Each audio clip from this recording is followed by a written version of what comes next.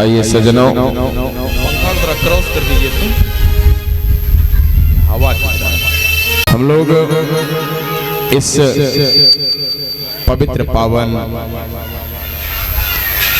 भव्य ग्राम गणेशपुर में बाबा गणेश जी महाराज के सानिध्य में उपस्थित हैं। आप लोग कुछ सुने, मैं आपके बीच कुछ वक्तव्य रखूं, उससे पूर्व हम लोग आप लोग 2 बार ठाकुर जी के नामों का गान करें। नाम की बड़ी महत्ता है, व्यक्ति नाम को ही भूल जाता है। व्यक्ति नाम को ही भूल जाते हैं, जबकि नाम आधार है। आप नाम लेकर ही भव से पार हो सकते हैं। ये शरीर रहता है क्या?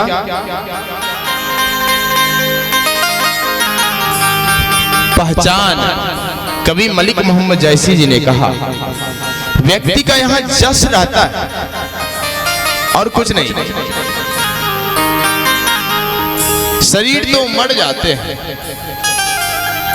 इससे जीव रूपी आत्मा जब निकलती है ना, इस शरीर का कोई मूल्य नहीं है। आप इसको रख करके जीवन भर पूजा करें, क्या मिलेगा? कुछ नहीं। नाम एक आधार है। एक छोटी सी मैं बात बताऊं, आप एक बल्ब को बाबा पुरेंद्रनाथ महादेव मंदिर के ऊपर लगा दें और एक बल्ब को जस्ट इस पंडाल के नीचे लगा दें। बाबा पुरेंद्रनाथ महादेव वाली बल्ब के तार को जनरेटर से ज्वाइंट कर दें। इस प्रांगण की बल्ब के तार को जनरेटर से ज्वाइंट नहीं करे। जब जनरेटर में स्टार्ट होगी ना, तो जो तार जुटी भी उस बल्ब जल जाएगी। उसी प्रकार आत्मा रूपी बल्ब को जलाने के लिए परमात्मा रूपी जनरेटर में राम नाम रूपी तार जोड़ना अति आवश्यक है। इसी से जीवन सफल हो जाए। इसलिए जोड़े प्रेम श्रद्धा के साथ सभी 2-4-5 मिनट प्रभु नाम का गान करें। पुनः आपके बीच में भगवान की कृपा के अनुसार कथा रखूंगा। आइए प्रेम से सभी गाएंगे। इस कार्यक्रम को सजा रहे, इस कथा को सजा रहे संगीत के माध्यम से ऑर्गन पर ऐसे हमारे विकास भैया जी, हमारे तबला पर श्री आयुष जी और पेड़ पर साथ दे आपके ग्रामीण हमारे संजय बिहारी जी,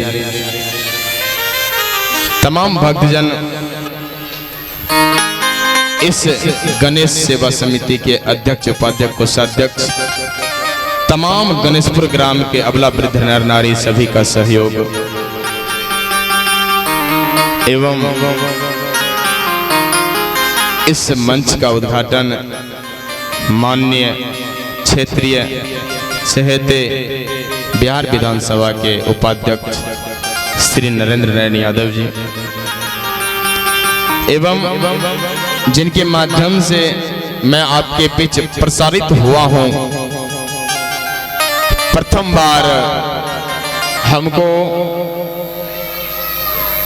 माध्यम बना के भगवान की कथा करवाए बाबा पुरेंद्रनाथ महादेव में उपस्थित हमारे डॉक्टर साहब संतोष गुप्ता जी, सभी को व्यासपीठ से हृदय की गहराई से नमन वंदन करते हुए आइए आपके बीच में कुछ भाव व्यक्त करूं। आज भगवान की पूजा हर जगह होती है, भगवान में लोग श्रद्धा रखते हैं, श्रद्धा रखनी चाहिए। हमें हिंदू धर्म के नाते श्रद्धा रखनी चाहिए। लोग भगवान की पूजा करते हैं, अनन्य प्रकार के कार्यक्रम करवाते हैं। धन्य गणेशपुर की धरती जिन्होंने परमात्मा की कथा को रखा। कथा से हमारे जीवन की व्यथा दूर होती है।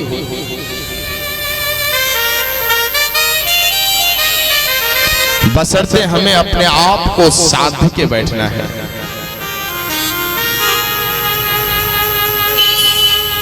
अपने आप को भगवान को समर्पित कर देना है।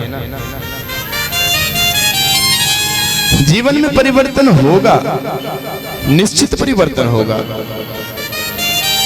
इसमें कतई संदेह नहीं है।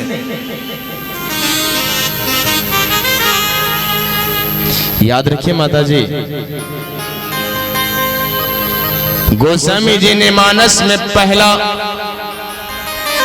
श्लोक, प्रथम श्लोक, वर्णानाम संघानाम रसानाम छंदसामपि मंगलानाम च कर्तारो वंदे वानि विनायको।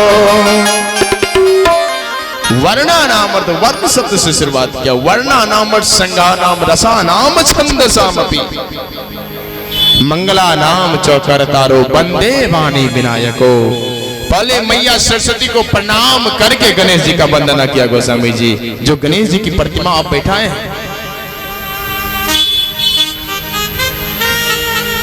थोड़ी गणेश की चर्चा करेंगे।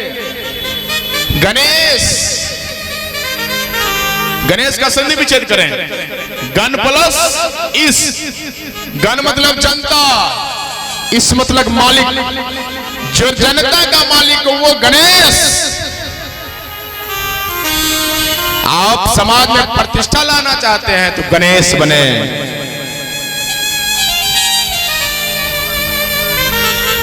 समाज में अपने आप को दिखाना चाहते हैं तो गणेश बने।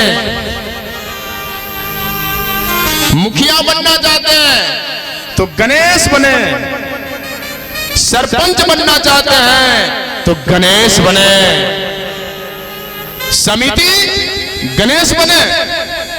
वार्ड सदस्य भी बनना चाहते हैं तो गणेश बने। परिवार का प्रमुख सदस्य बनना चाहता है तो गणेश बने। मेला कमेटी का अध्यक्ष बनना चाहता है तो गणेश बने।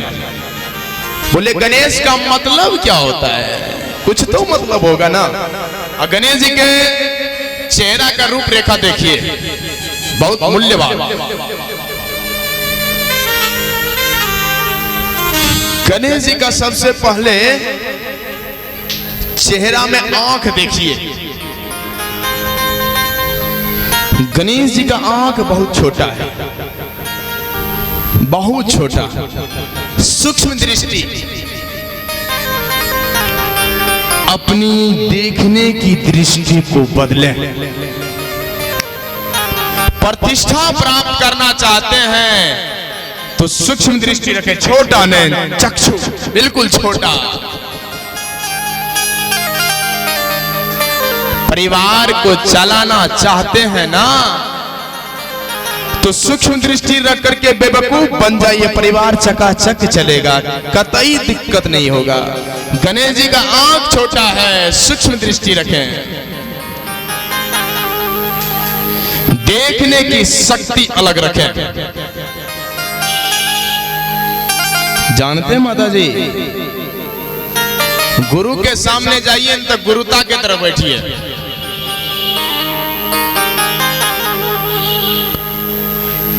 आंख मुंद कर बैठोगे तो भव्य बनाकर छोड़ेंगे। ध्यान से सुनिएगा। आंख मुंद कर बैठोगे तो भव्य बनाकर छोड़ेंगे।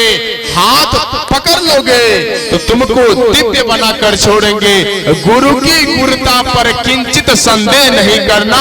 गुरु मिट्टी के भी होंगे तो एकलव्य बनाकर छोड़ेंगे। ऐसा भाव रखें, ऐसा भाव। सूक्ष्म दृष्टि, देखने की शक्ति अलग रखें।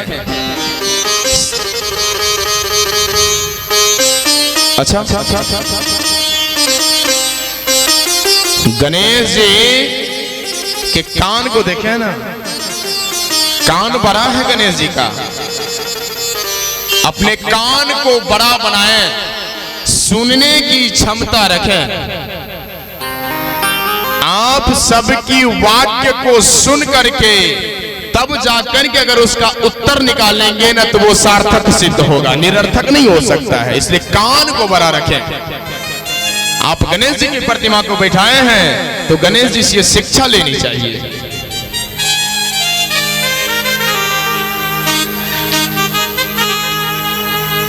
विचार करें, गणेश जी के कितने हाथ हैं? गणेश जी के 4 हाथ हैं। 4 हाथ हैं गणेश जी के। अब देखिए, गणेश जी के एक हाथ में क्या है? रस्सी। एक हाथ में क्या है? पुस्तक। एक हाथ में पुस्तक है। अभी उद्घाटन के क्रम में चर्चा हो रही थी, शिक्षा का दीपक जलाएं। कैसे जलेगी? गणेश जी के एक हाथ में पुस्तक है। शिक्षा प्राप्त करके अगर घर घर में अलख जगाएंगे तो आज ये कथा क्या, यहां तो जगत गुरु शंकराचार्य भी आकर के कथा करना प्रारंभ कर देंगे अगर शिक्षा की ज्योति जलाएंगे तो।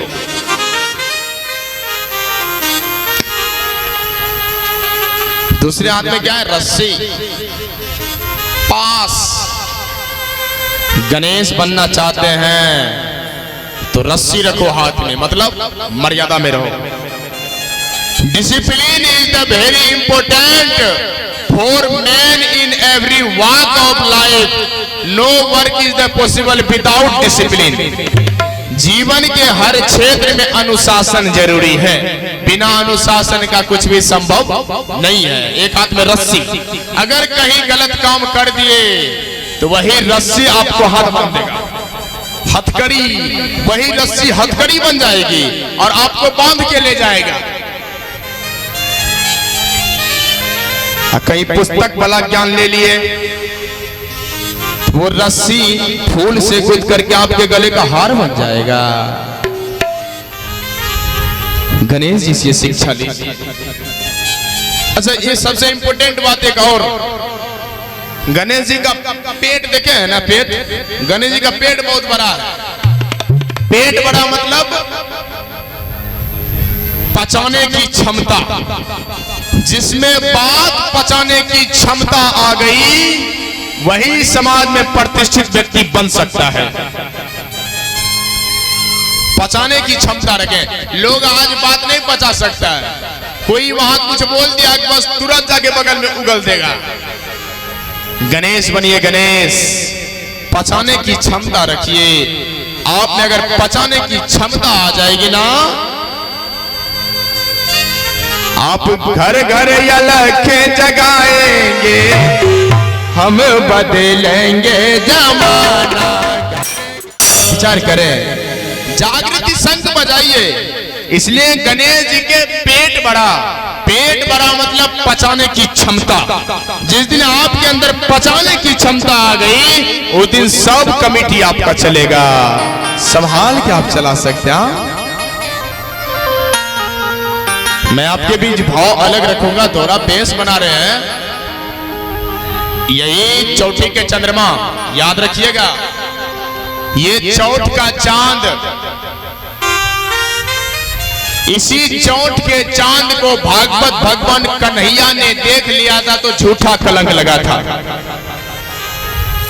इसलिए कहा गया है भागवत में कि जो माता, जो बहन, जो भाई, जो बुजुर्ग व्यक्ति बिना फल बिना दूध कर चौथ के चांद को देखेगा उसको झूठा कलंक लग जाएगा। लगता है कृष्ण भगवान को झूठा कलंक लगा था, सिर्फ चौथ के चांद को देख लिया था।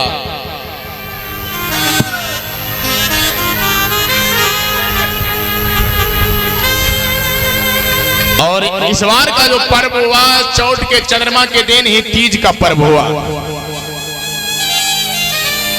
इसी भाव को मैं आपके बीच रख रहा हूं मानस के प्रसंग से।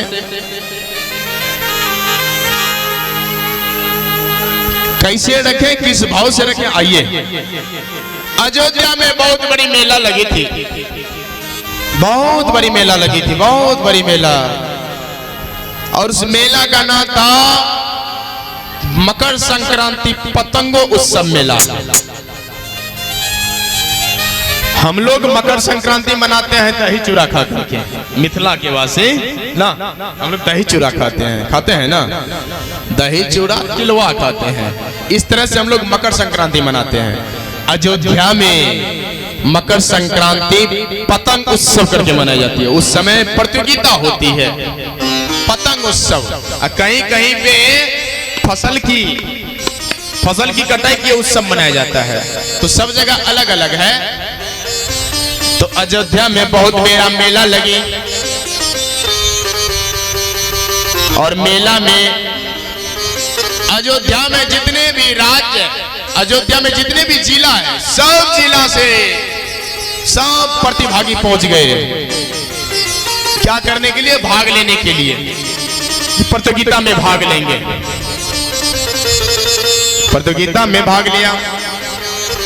प्रतियोगिता में नियम थी कि जो भी पतंग दूसरे के पतंग को काट के गिरा देगा वो विजयी माना जाएगा। तो दो पक्ष बने। अयोध्या के तरफ से 4 भाई, राम, भरत, लक्ष्मण, शत्रुघ्न, चारों भाई रहे। और विपक्ष के टीम में सब राज्य से आए हुए लोग चित्रकूट धाम तक से पहुंचे हुए प्रतिभागी भाग लिए और प्रारंभ हुआ। पतंगों उत्सव प्रारंभ हो गई। विपक्ष के टीम के प्रतिभागी जब आए तो पतंग को जब उड़ाने लगे तो अयोध्या की तरफ से पहली पतंग को लेकर के शत्रुघ्न लाल जी महाराज निकले हैं। जैसे शत्रुघ्न लाल जी महाराज निकले हैं, शत्रुघ्न लाल जी महाराज निकले, पतंग उड़ाने लगे। जैसे पतंग उड़ाए, प्रारंभ जब हो गई कार्यक्रम, तो एक तरफ से शत्रुघ्न जी, दूसरी तरफ से विपक्ष के दोनों गुड्डी उड़ाने लगे। अब गुड्डी जैसे उड़ाने लगे, उड़ाते उड़ाते उड़ाते उड़ाते उड़ाते उड़ाते 5 से 6 मिनट में शत्रुघ्न लाल जी की गुड्डी कट के नीचे गिर गई। विपक्ष के टीम में पटाखा फूटने लगे। अयोध्या में मायूसी छा गई कि पतंग कट गया। विपक्ष में खुशी हो रही है। क्यों नहीं खुशी होगा? क्योंकि विपक्ष का टीम जीत रहा है, पॉइंट मिल गया तो खुशी होगी। दूसरे भाई लखन लाल जी महाराज जा रहे हैं। लखन लाल जी महाराज जैसे गए, बोले कि मैं भाग लूंगा भैया, चिंता मत कीजिए। लक्षण धाम राम प्रिय सकल जगत आधार। लक्ष्मण मतलब जिसका मन लक्ष्य की ओर हो। लक्ष्मण, हम लोग का लक्ष्य है परमात्मा। जो लक्ष्य से डिगे नहीं वो लक्ष्मण है। लखन लाल जी जैसे आज गुड्डी उड़ाने के लिए गए हैं। अब लखन लाल जी जैसे गुड्डी उड़ा रहे, गुड्डी उड़ाते उड़ाते उड़ाते उड़ाते 10 मिनट तक गुड्डी उड़ाए और फिर विपक्ष के टीम ने लखन लाल के गुड्डी को काट करके नीचे गिरा दिया। फिर पटाखा फूटा और अयोध्या में मायूसी छा गई। अब क्या होगा?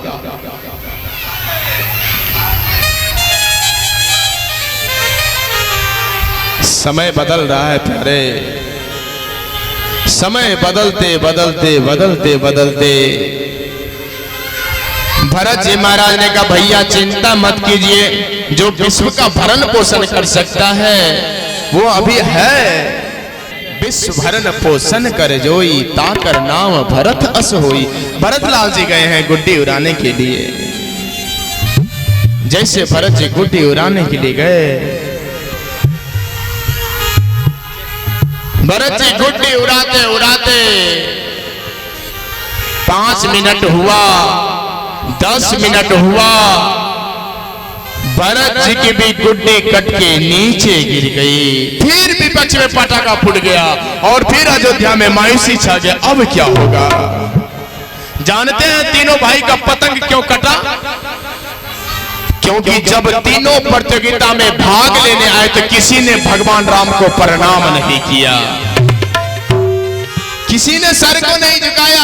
आज सर नहीं झुकाना चाहते लोग, सर को झुकाना चाहिए। अपना एक अलग पहचान बनाइए। मैं हर जगह कहता हूं, बराबर सम्मान से कहता हूं, आप अपना पहचान बनाइए।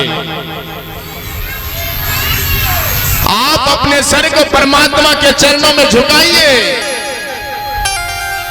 आप अपने सर को बड़े बुजुर्ग के चरणों में झुका दीजिए। जैसे आज सब लोग उदासी छा के बोले अब क्या होगा, भगवान से प्रार्थना कर लेंगे, हे नारायण अब आपके हाथ में लाज है, अब आपके हाथ में लाज है प्रभु, अब आप ही लाज बचा सकते हैं। परमात्मा राम जा रहे हैं पतंग उत्सव में भाग लेने के लिए, और जय जयकार हो रही है, बोलिए श्यामपति रामचंद्र की। ऐसे ऐसे नारा लगाइएगा, ऐसे नारा लगाने से काम चलेगा। मुसलमान होकर के 5 टाइम जब नमाज पढ़ता था, आप हिंदू होकर के नारा क्यों नहीं लगाते हैं? बुलंद जयकारा मारिए। अगर आप सच्चा में हिंदू हैं तो बुलंद जयकारा मारिए, बोलिए श्यामपति रामचंद्र की। पीछा जानते माता जी, आप पहचान बनाइए। आप हिंदू हैं तो माथे पर तिलक लगाइए। आप हिंदू हैं तो गले में तुलसी की माला धारण कीजिए। आप हिंदू हैं तो घर में गंगा जल रखिए। आप हिंदू हैं, छाप मारिए छाप। आप हिंदू हैं तो जनेऊ धारण कीजिए। आप हिंदू हैं तो तुलसी का चौरा दरवाजे पर रखें। आप हिंदू हैं तो बजरंगबली का ध्वजा स्थापित करें। आप हिंदू हैं तो गायत्री मंत्र का जाप करें। आप हिंदू हैं तो गौ माता की पूजा करें। अगर इतना चीज आप नहीं करते हैं तो आप हिंदू नहीं हैं। जगो हिंदुओं, जगो। तुम सो गए हो, तुमको जगना पड़ेगा। जब तक तुम जगोगे नहीं तब तक तुम दिखोगे नहीं। इसलिए मुसलमान जब टोपी लगाना नहीं छोड़ता है तो हम हिंदू होकर के तिलक लगाना क्यों छोड़ेंगे, क्यों छोड़ेंगे? इसलिए हमें अपने मजहब को बचाना है। जानते हैं एक बात, अकबर, मैं पुरंदरनाथ महादेव मंदिर में भी बोला था, अकबर अगर दुनिया में कोई दोगला टाइप का बच्चा जन्म लिया तो वो अकबर था। एक नंबर हरामी का औलाद था अकबर। उन्होंने 3 व्यक्ति को परेशान करके रखा। पहला ब्राह्मण को, दूसरा बनिया को, और तीसरा छतरी को। तीनों को उन्होंने रखा परेशान करके। गोस्वामी तुलसीदास जी महाराज को पकड़ लिया, बोले पंडित इस्लाम कबूल करो। गोस्वामी जी ने कहा मरते दम तक मैं मर जाऊंगा, लेकिन हिंदू धर्म को छोड़ करके मैं इस्लाम कबूल कभी नहीं करूंगा।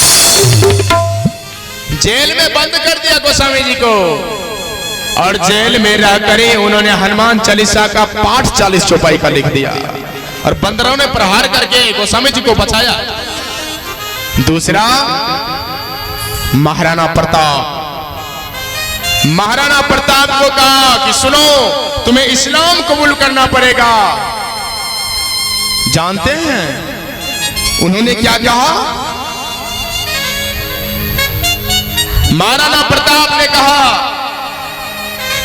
मैं मर जाऊंगा लेकिन मैं इस्लाम कबूल नहीं करूंगा। कहा तुम्हारा भोजन पानी बंद, कहा मैं घास खा करके जीवन जी लूंगा लेकिन इस्लाम कबूल नहीं करूंगा। महाराणा प्रताप के सारे सैनिक को तबाह कर दिया, भूखा रह रहा है। तब कहीं से जाकर के गुप्ता परिवार का एक बनिया आया, भामा शाह, और भामा शाह ने आकर के कहा कि चिंता मत करो महाराणा प्रताप, जितना भी धन संपत्ति मेरे पास है मैं सब लगा दूंगा, लेकिन तुम इस्लाम कबूल नहीं करना, इस्लाम कबूल नहीं करना। और अपने आप को निछावर कर दिया। अकबर को भागना पड़ा। इसलिए याद रखें, जब तक भारत में ये सनातन मंच जिंदा है तब तक एक अकबर क्या हजारों अकबर भी पैदा हो जाएगा तो भारत का बाल बाका नहीं कर सकता और हमारा सनातन जिंदा रहेगा।